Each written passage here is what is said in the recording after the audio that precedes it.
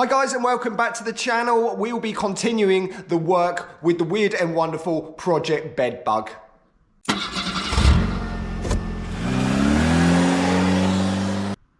So in the last episode, I spent a bit of time installing the housings and the B-pillar for the semaphore indicators, but not only that, making repair sections. So this part here is now solid, and also down here, and not only that, making a line that swoops up into the bed area.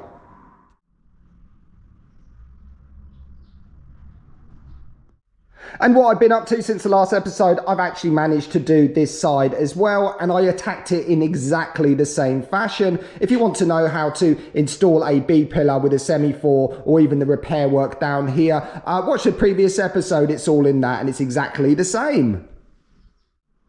And while I had the angle grinder out, it gave me a chance to just strip off the paint and the crust off this door here. And I was pleasantly surprised because I was expecting this bottom area here to be totally rotten, but it's not. It's actually surprisingly solid. When it comes to doing projects like this, you guys in the comments have been an absolute wealth of knowledge. The information that you've given me has helped me kind of clarify things along the way. And I think now we have an answer to where this back end has come from.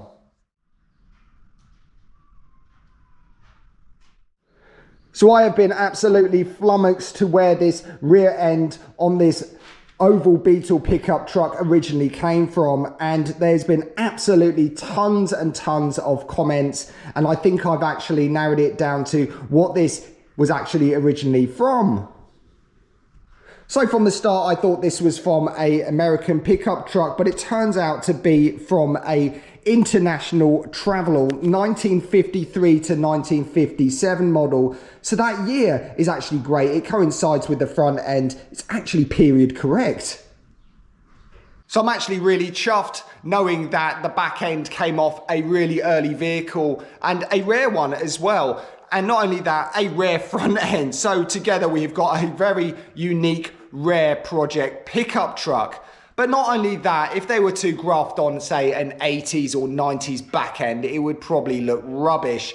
But having those swooping rear arches, it just makes it feel period correct, very 1950s, well, mid-1950s. So in the last episode, I wanted to show you what was in this box, but I did run out of time. But since then, another package has turned up from the customer. This one has actually come from the States, so we'll unbox that. It's going to be something cool, isn't it? So before I unbox those bits, I have got some more work to do on the truck, and this involves the chrome trim.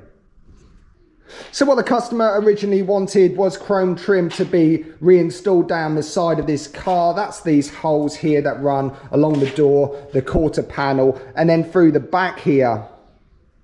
And I've got no problem with chrome trim. I think it looks pretty cool, but the biggest problem I've got here are the holes that are in the door do not line up with the holes at the back. But not only that, the holes in the back are in a different position to the other side. So in this kind of situation, it's pretty easy. Just plug weld the holes at the back of the car, grind them back and re-drill them in the correct position.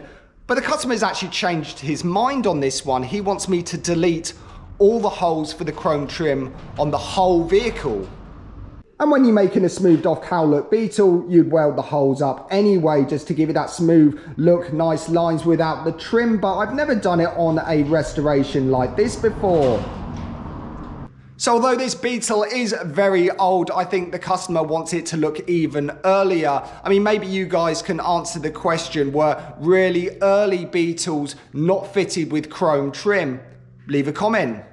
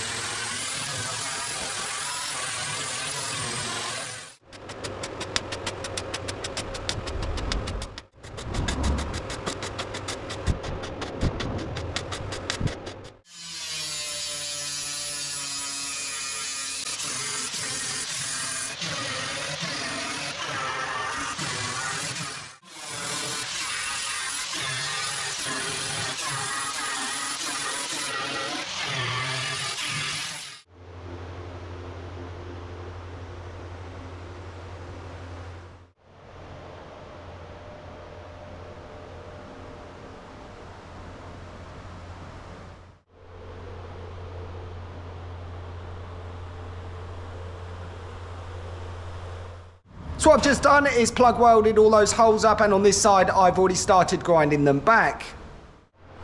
So it really is just the case of backfilling the hole with weld and grinding it back. But one thing I will say, although this is time consuming and you can damage the panel with heat distortion, try not to use filler and fiberglasses to do these kind of jobs, because later on down the line you may end up with a perfect circle appearing in the filler and through the paint.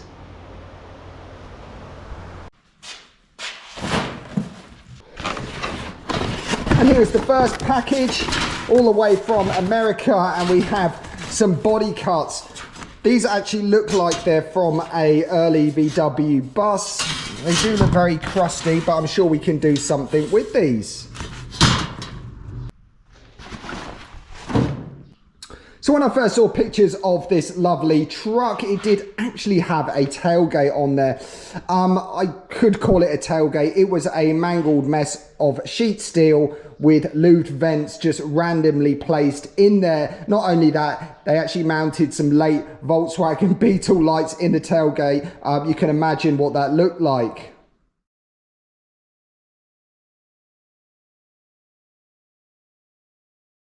So in most cases, Volkswagen engines like these are boxed into an engine compartment. You have the cold air side here and underside where the exhaust is. That is separated as a hot side. So this side here needs cool air. The air is sucked in through a fan on the back of the fan shroud, and then that air is blown down through the cylinders to cool it. But not only that, we need fresh air for the air filter as well. So as you can imagine, if this area was boxed in with a tailgate, I have no way of getting some nice air to this little air-cooled engine. So what I need to do is I need to add some kind of vents to the back here. So and that's why the customers kindly supplied these vent panels. Obviously they're too big. I'll probably use half of this, but also we've got this shape. It's a square vent and it's a triangular section. So we're going to have to make the lower part of the vents slightly narrower, so it looks right.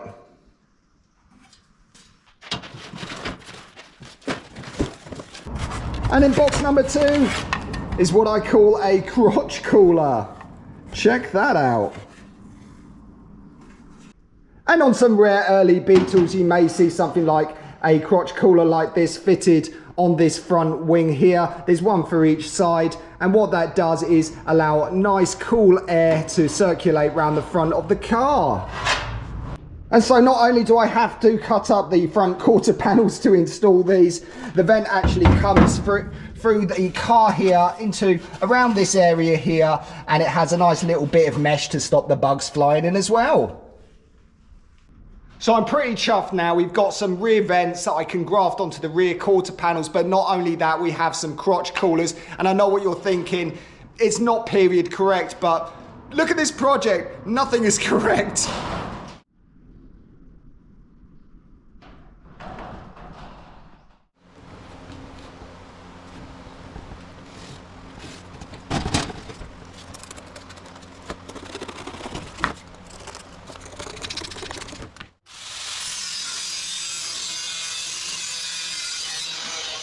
So what I've done on both sides is I've just been marking this panel here for where I want those vents to fit. But you can see here, it's a little bit awkward. This panel is shaped, it's rounded at the top there. But not only that, it kind of rolls around the corner as well. So I don't really have that much of a flat panel in this area. And so now that's marked up on both sides, what I've done is I've just made a little cardboard template of this area just so I can kind of visualize where these vents need to sit. So it's pretty obvious I can't use this whole panel, but that's fine, I wasn't going to anyway. What I'll probably end up doing is maybe using 4 of these loops here, and then maybe I'll cut down one more here, so maybe 4.5, just cut that one down there so it's more of this kind of shape. So it's just a case of making it fit, but also you can see there these vents are sticking outwards. But what you could also do is you could fit them the other way round like this here. Interestingly enough though, later buses, they were fitted with the vents in this kind of manner with the vents facing inwards, and the earlier buses were fitted this way round. So this is more period correct if it ever was going to have some vents fitted in the back. So what I need to do is start at the top with a straight edge. Neither of these panels have a straight edge. They're a bit moody actually. So what I'm going to do is cut off the top vent on each panel, and then I'll be using the 4 underneath there. And then what I can do is treat the half size vent here as a separate piece. And also just using the 4 vents around this area here is actually a good thing. The vents that are further on down, where you can see like this here and this one here, they're a bit buckled and bent. So I'm going to do my best to only use the good vents on these panels.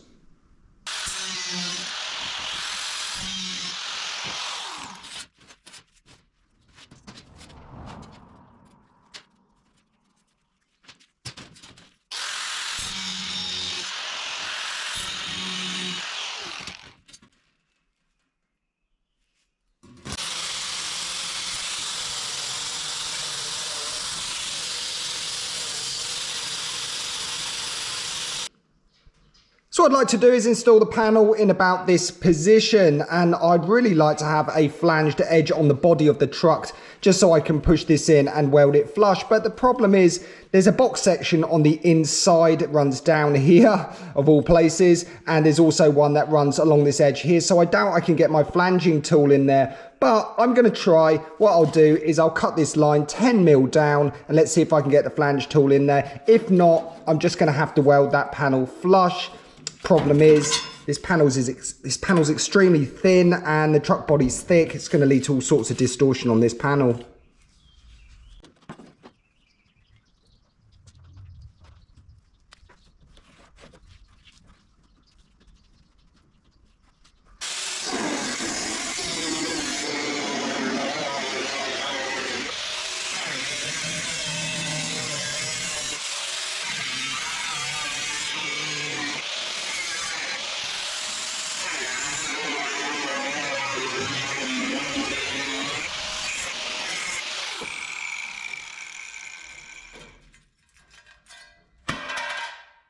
So that's this section cut out here, and as suspected, I don't really have enough room to put my joggling tool in here as there's a box section up here, but that's no real problem. What I'll end up doing is just cutting along this line here. So this top part of the panel is just going to be welded in flush. And then what I'm going to do is make a couple of incisions here and run the joggling tool down the side. So at least there's a little bit of meat to weld to down these edges.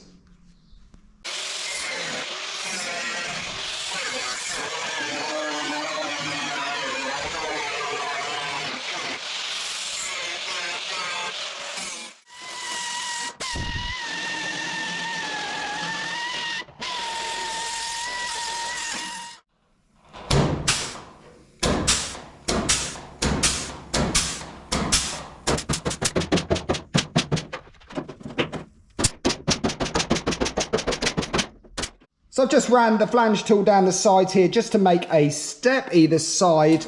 So what I can do now is I can tack this panel in at the top, and then down the sides, it's actually going to be relatively flush when welded in.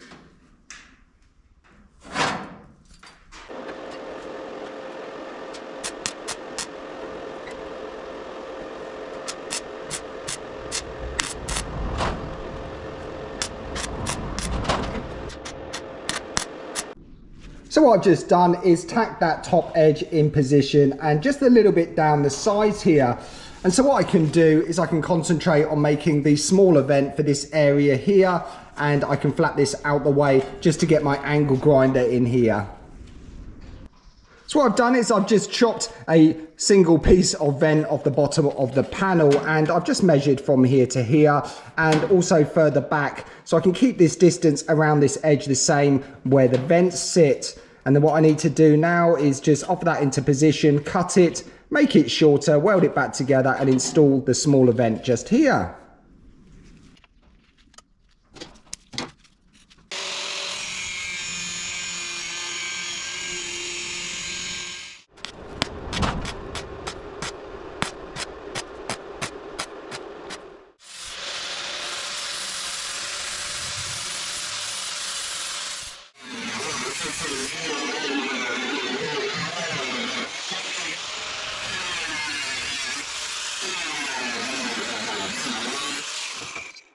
So I've now cut and welded our smaller vent. It looks like this here, and I've also cut the area out behind it. I've just joggled down the sides here, leaving the bottom area open. That will be the bottom of the vent there, and that will go into some sort of position like that. But what I can do now is I can then tack this panel into position, and then I can do this one as well.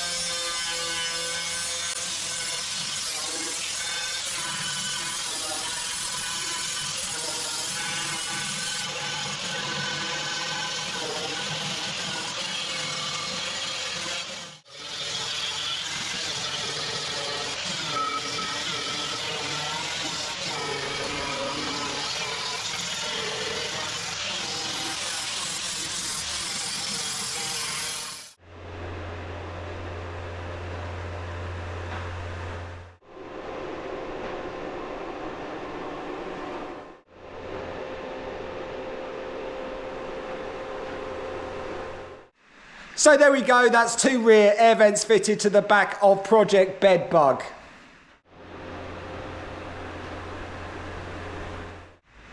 And what we've done is we've only used half the panel here, and then just a smaller section here, which is just a cut down section of one of these just here. That's just so it can follow this line here with the wing.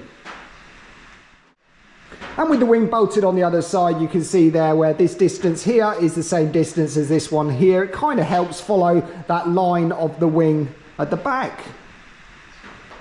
So although something like this does look a bit complicated, it was relatively simple, but I did spend a lot of time just measuring and marking just to make sure that these vents are symmetrical.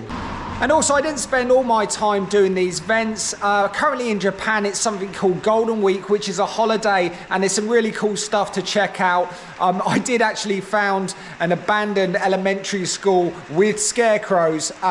Difficult to explain. I'll leave a bit of footage at the end of this video. So now these rear vents are installed at the back of the car on these wings. I feel pretty happy now that there's going to be enough air circulation in the back of the car for the engine. And this also means when it comes to making the tailgate, I don't have to add any large vents in there, which to be honest could look a bit ugly like it did before.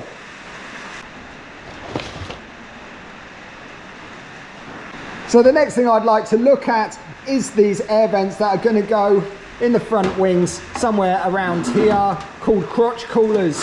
But the problem is, as you can see here, this front quarter panel is an absolute mangled mess, and this car's had quite a heavy impact. You can see there's a crease in the panel here, but not only that, this whole quarter panel at one point has been smashed in along with this pillar. Somebody many years ago has tried to straighten it out and they've kind of brazed it, but it's not really good enough. I'm going to have to put a repair section in here, get rid of these holes at the same time, do a bottom pillar repair as well. Yeah, a little bit of work left to do on this before I can fit these vents. So on the near side, the driver's side, it doesn't look so bad. I did have to plug weld a couple of holes in up here. I still need to do a lower repair on this pillar section, and then I should be ready to fit these vents in the quarter panel. So I do apologise with the lack of lighting and also the noise. The rain is coming down heavy again. I have no idea what's going on with the weather in Japan at the moment. So I'm going to leave it there for today. We did manage to get a couple of bits rattled off again on the project BedBug. Hopefully soon I'll be able to fit those front vents on the front quarters. I'm super excited about that. I think that'll be really cool. But until then, I'll see you guys next time. Thanks for tuning in. Cheers!